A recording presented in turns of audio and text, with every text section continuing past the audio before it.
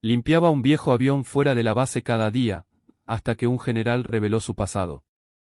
Cada mañana, antes de que saliera el sol, un anciano de rostro curtido y manos temblorosas llegaba al borde de la base aérea. Nadie sabía su nombre real. Solo lo llamaban Don Mateo. Vestía una gorra militar descolorida, un overol de trabajo, y arrastraba con él una cubeta, trapos viejos y un cepillo que parecía tener más años que algunos de los reclutas. Allí, en un rincón polvoriento del terreno militar, descansaba un viejo avión de combate. No era parte de ninguna flota activa, ni estaba registrado en los actuales inventarios de la base. Era un modelo antiguo, de hélices oxidadas y pintura descascarada, relegado al olvido. Pero para don Mateo, ese avión era sagrado. Cada día, lo limpiaba con un cuidado meticuloso. Pulía el metal con ternura, como si acariciara los recuerdos que aún vivían en esa estructura. Se detenía a veces, apoyando la frente sobre el fuselaje, murmurando cosas ininteligibles. Los soldados jóvenes lo miraban desde lejos, algunos reían, otros lo respetaban en silencio. Nadie se atrevía a preguntarle por qué lo hacía. Era solo el viejo loco del avión. Hasta que un día, todo cambió. Un general retirado, el general Arnaldo Reyes, llegó a la base por una visita conmemorativa. Al pasar cerca del viejo hangar donde reposaba aquel avión, se detuvo en seco. Se quitó los lentes oscuros, miró fijamente a don Mateo y exclamó, con la voz quebrada por la emoción: «Mateo Rivas, tú estás vivo».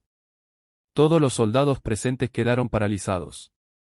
Don Mateo alzó la vista, como si despertara de un largo sueño. Lentamente, se puso de pie, cuadrándose instintivamente como un soldado en formación. «A sus órdenes, mi general», dijo con voz firme, aunque sus ojos ya se humedecían. El general corrió hacia él y lo abrazó como a un hermano perdido. «Este hombre», dijo volviéndose hacia todos, «es una leyenda. Un héroe de guerra». El capitán Rivas fue piloto de este mismo avión durante la Gran Misión del Sur, hace más de 40 años. Fue dado por muerto tras una operación encubierta. Pero él sobrevivió, y nunca volvió a casa.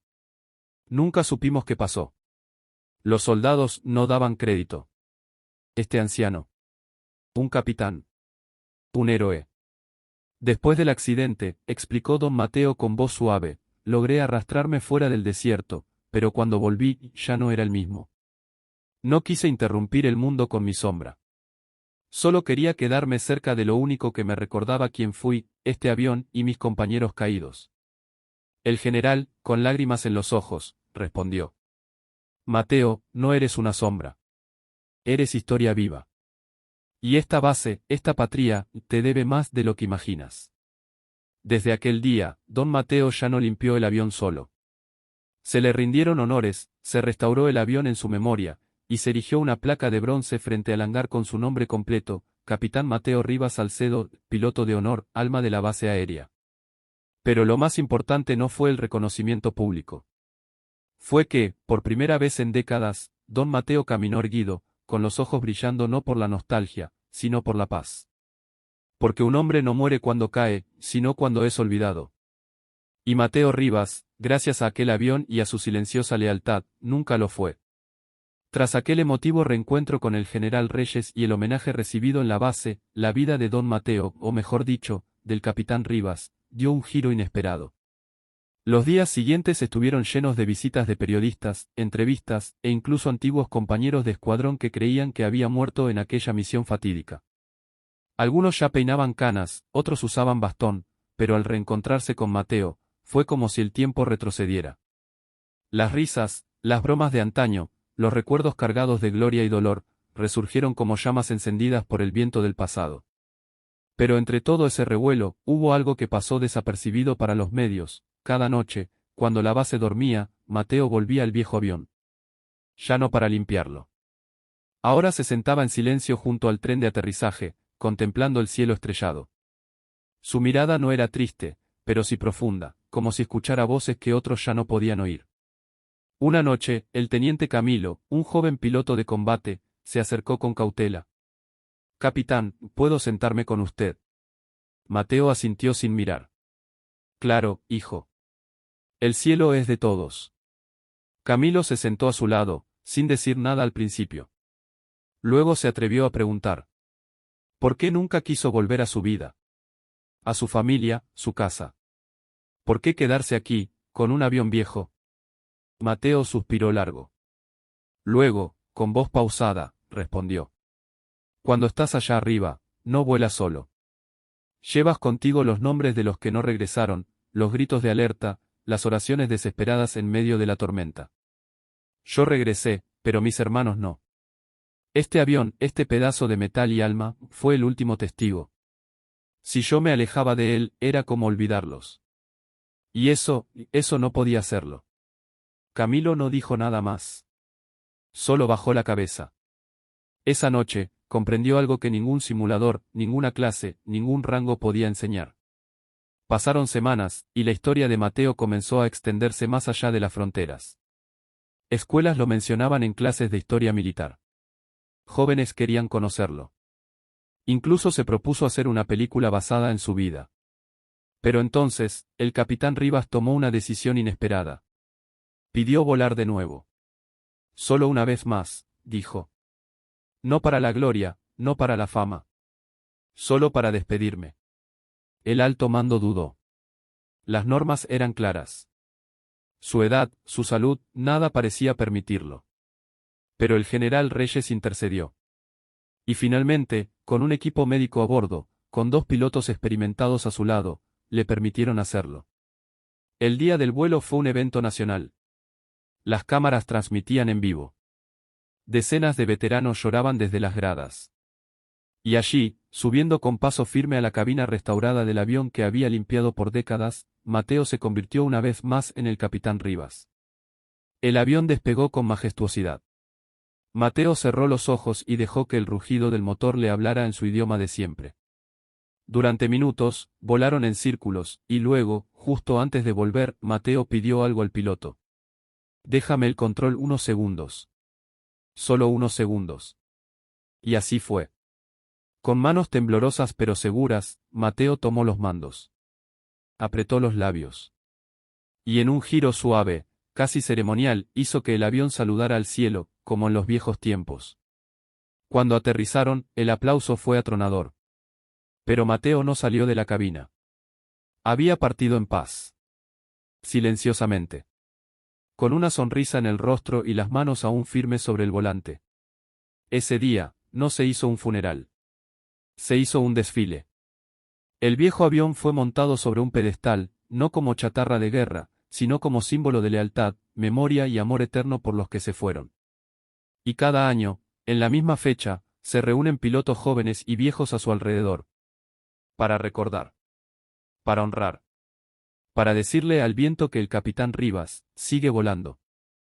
Años después de aquel vuelo final del capitán Rivas, su historia seguía viva, no solo en libros, documentales o estatuas.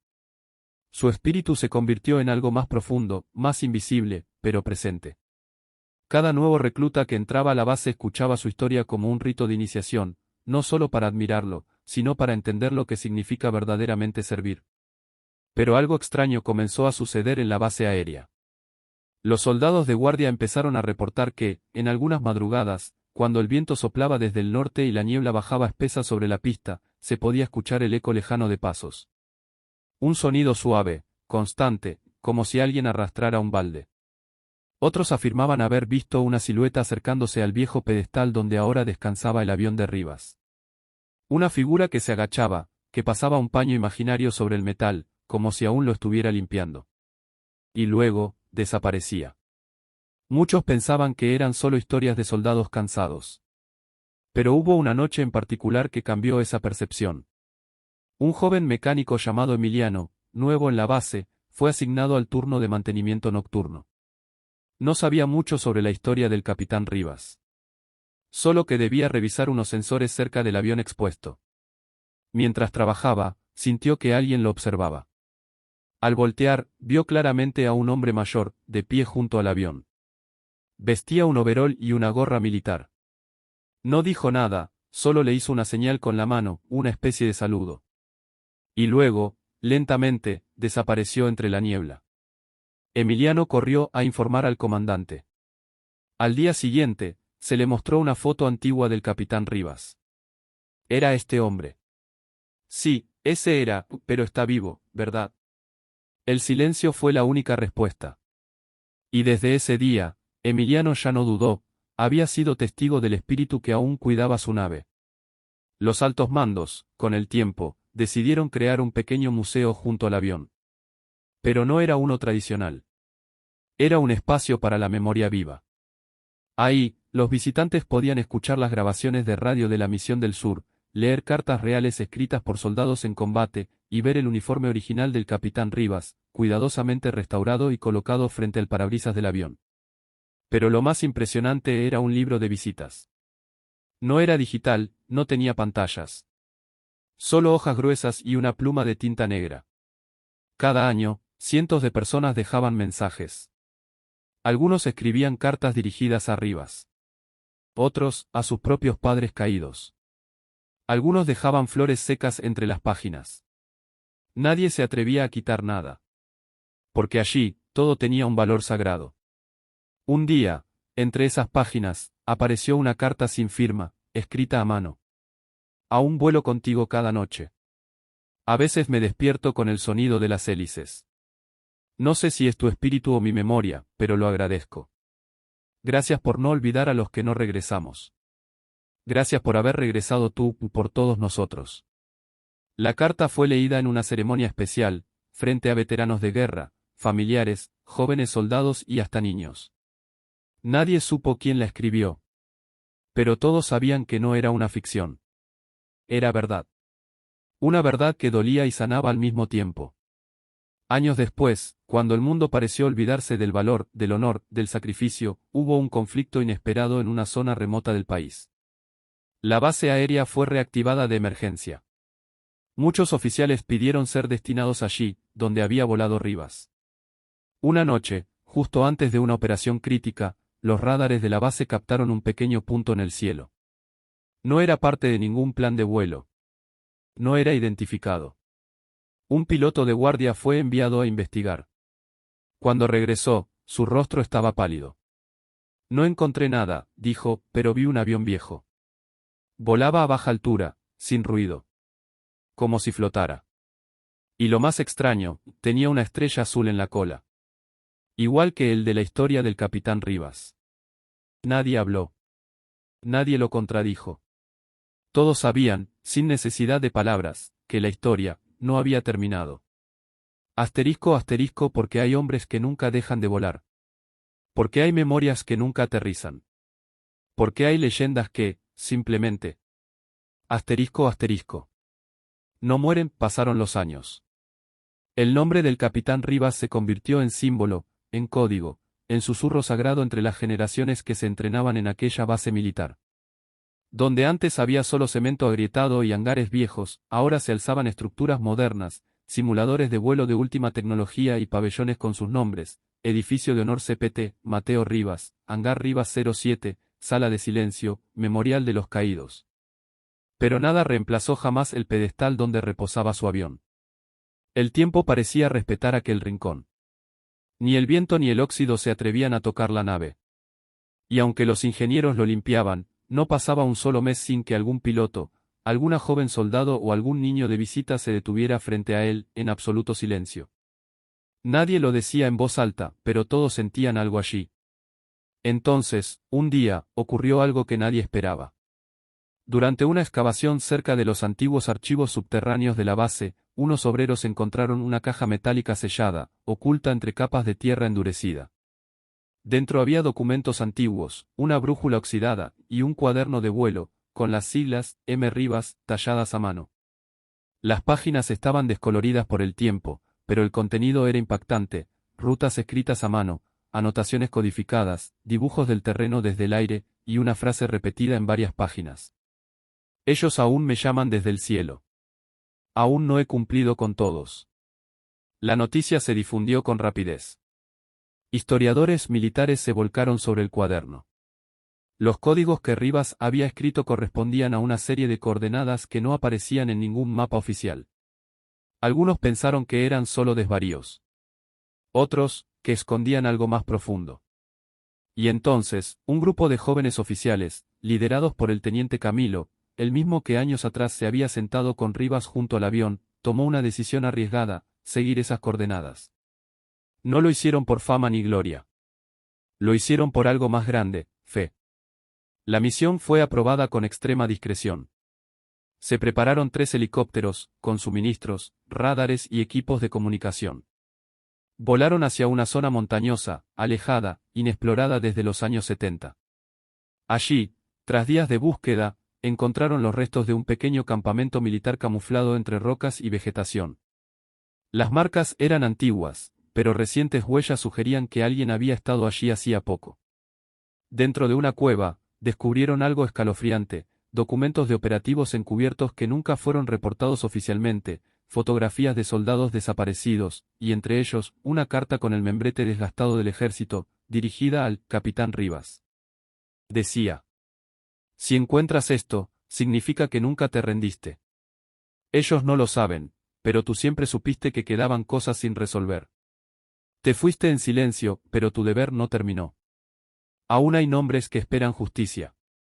Aún hay historias que deben salir a la luz. Firmado, comandante Elías Núñez, un superior que también se creía muerto desde hacía décadas. Ese hallazgo lo cambió todo. Una nueva investigación se abrió. Se descubrieron errores ocultos, héroes no reconocidos, traiciones silenciosas y actos de valor sin recompensa. El capitán Rivas, sin decirlo, había estado protegiendo un secreto demasiado grande para confiarlo al viento. Y ahora, por fin, salía a la luz. La historia del capitán ya no era solo la de un viejo que limpiaba un avión. Era la historia de alguien que decidió no rendirse, ni siquiera después de la guerra. De alguien que eligió la soledad antes que el olvido. Que prefirió cargar los nombres de sus hermanos antes que limpiar su propia conciencia. Y que siguió volando, aun cuando todos pensaban que había aterrizado para siempre.